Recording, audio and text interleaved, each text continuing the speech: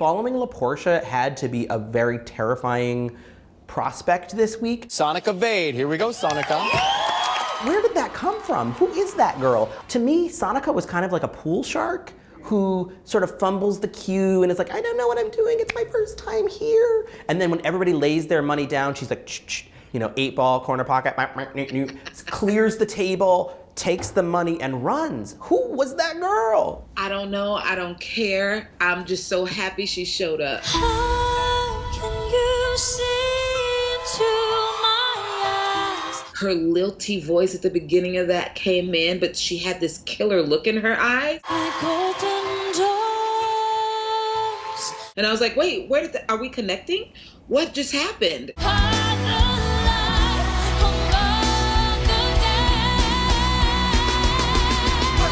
I've normally not liked it when she goes into kind of her belty range, and she owned it.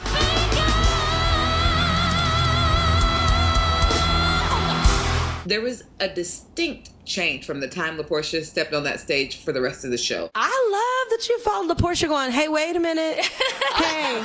It was the literal definition of Beyonce's line, slay trick or you get eliminated. Like, basically that's what LaPortia said to everyone, even though she didn't. I was like, yes, yes, yes. She activated all my yes buttons. Yes, yes.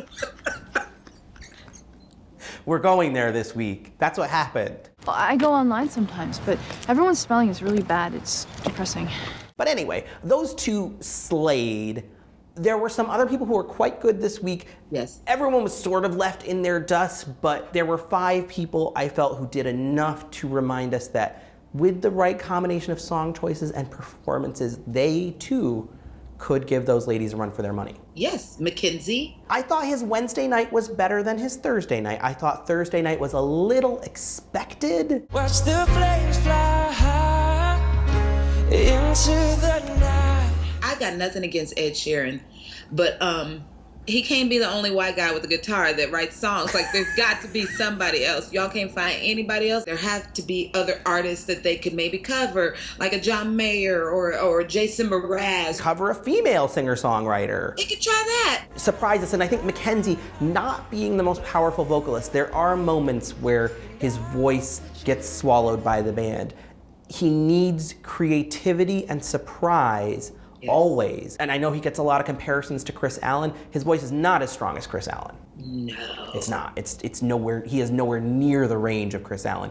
Therefore, creativity is gonna be the key for him. It's interesting because I feel like Mackenzie and Dalton are kind of going for the same lane a little bit. I see them in very different lanes, but I see possibly the same voters. That's it. Different lanes, same voters. Yeah. Dalton's voice is actually stronger and more on point.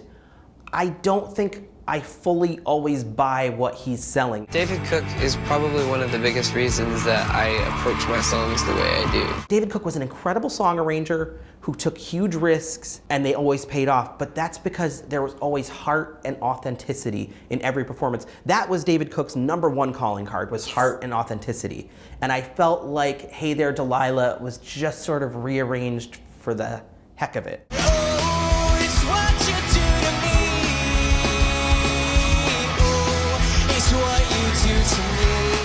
I didn't get any sense of the lyric or the longing or the long distance relationship. It was just sort of like, hey, I'm gonna blink 182 this sucker. It's kind of like almost like a practice angst. I know what I'm supposed to look like and sound like in this moment. I'm gonna go for the camera and I'm gonna give it this look.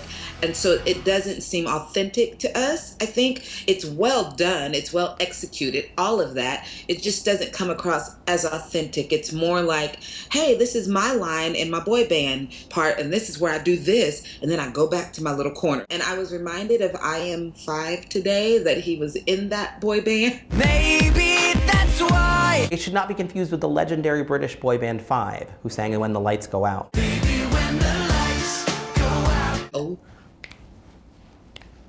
I still have that. I still have it in my iTunes. I'm not gonna lie.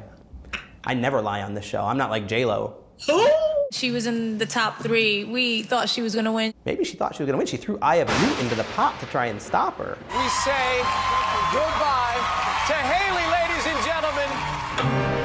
For the first first time in 16 years, I shall sleep well. I also felt Olivia. I have no transition, so I'm just gonna say, I also thought Olivia was quite good this week, even though I hate the song Unconditionally. You cannot take a 6-syllable word and turn it into a chorus. You just can't, it's not allowed. I'm not fully invested in seeing her in the finale, but I could be. I don't need the arm outstretched at the exact moment I'm expecting it to be outstretched. There's a little Dalton-ism in her performance too. It's a little stagey. If you're gonna sing Unconditional, like your arm, I'm not mad. Unconditionally. No, the first part is unconditional. Unconditional. Yeah, right? And then unconditionally. Yeah. So this is the second time. Even you can't make me like that song. I'm gonna work on it. I'm gonna come up with my own version. You're gonna love it. If you called it something else and changed the words, I might get behind it. I also have to say, Trent and Avalon stumbled on Thursday, but we've seen enough of them to make me hopeful that they will rise again next week. I think she may be singing the same song every time at this point, which is, I get it. It's working for her, but I think she may be getting a little bored with it.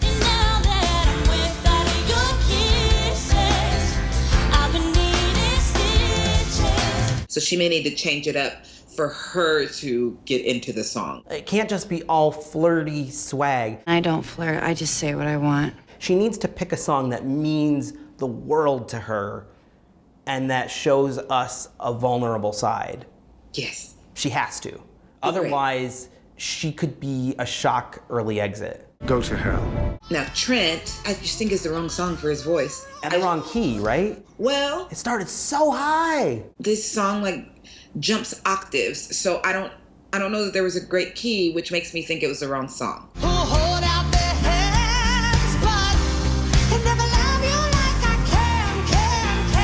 I hate to drag you down into the muck, but no, I don't. But there were 3 people this week who I think were writing on the chalkboard 50 times like, I am ready to go home this week. They just were. And it's mean because they're all 15-year-old children. But we said early, like many weeks ago, like the 15-year-olds aren't there. You know, it's funny, I was just realizing we have a lot of bored now. I heard, listen, and I was like, no. Listen.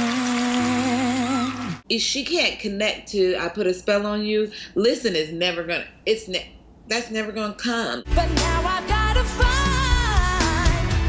I don't know where I belong. It's too big of a song.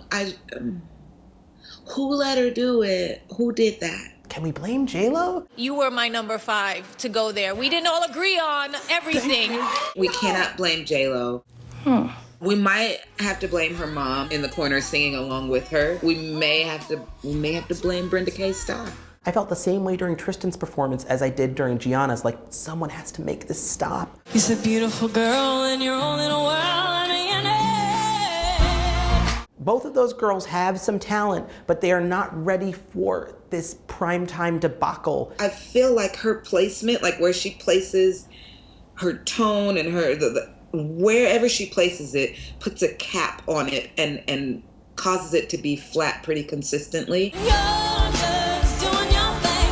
Ain't nobody else. I know she can sing, but it is not. It just hasn't been working for her, and it breaks my heart. And Lijon is not far behind, but I think he might have been slightly better than them this week. Yeah. I couldn't understand a word out of his mouth on the first verse. Not a word.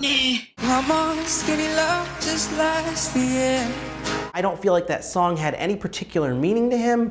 I don't think he carried through on the intention of the lyric. I don't think he carried through on the notes. So it just ended up feeling like, eh.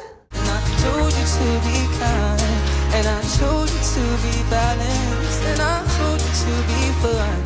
He's cute. He's got a good tone, but he's going to need to pick songs that actually mean something to him and then show us what that meaning is, basically. Right. I feel like he is more capable of fixing what ails him than the two girls Than the two girls, absolutely. It's a rare 15 or 16-year-old. You need an Allison Irahita level.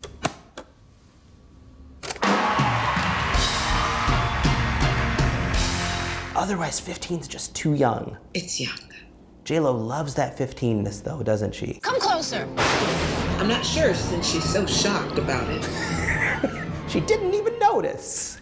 Man, no idea. Meanwhile, there's a portrait of Thea Magia up in her attic that's aging rapidly, while J-Lo has not aged a day. J-Lo looks like she could be my daughter. J-Lo looks like she could be my daughter. What the hell? Maybe there's a portrait of me in her attic that's aging. Maybe I am the portrait. So we're looking for a beastie. That eats humans whole, except for the skin.